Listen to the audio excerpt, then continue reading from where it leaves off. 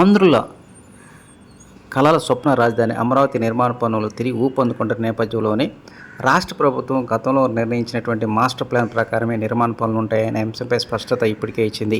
ఈ నేపథ్యంలోనే గతంలో నిర్ణయించిన మాస్టర్ ప్లాన్ ప్రకారం ఏ ఊర్లో ఏ ప్రాజెక్టు రాబోతుందనే అంశంపై సర్వత్రా ఉత్కంఠతో నెలకొంది.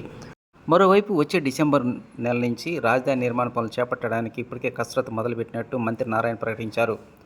మంగళగిరి మండలం నీరుకొండ గ్రామంలో గతంలో నిర్ణయించినట్టుగానే దాదాపు 500 ఎకరాల్లో వాటర్ లేక్ నిర్మాణం చేపట్టబోతున్నట్టు ఆయన నిన్న విలేకరుల సమావేశంలో తెలిపారు.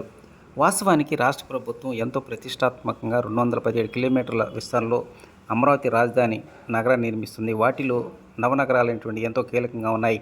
ఒక్కొక్క నగరంలో ఒక్కొక్క ప్రాధాన్యత కలిగినటువంటి ప్యాకేజీ కింద నిర్మాణం చేపట్టబోతూ ఉన్నారు.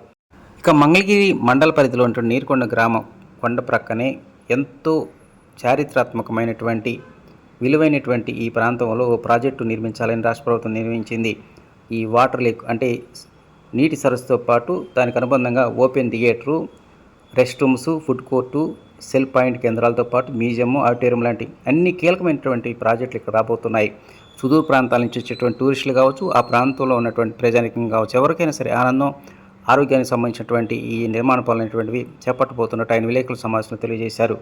వాస్తవానికి మంగళగిరి మండలం నీరుకొండ అంటే అందరికీ గుర్తొచ్చేది ఎంతో కీలకమైనటువంటి ఎస్ఆర్ఎం యూనివర్సిటీ.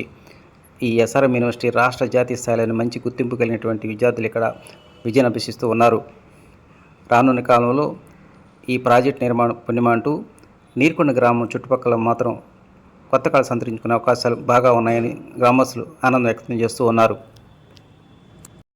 సుదూర ప్రాంతాల నుంచి చూసేవారికి ఎవరికైనా ఈ కొండను చూస్తే గుర్తొచ్చేది నీరుకొండ.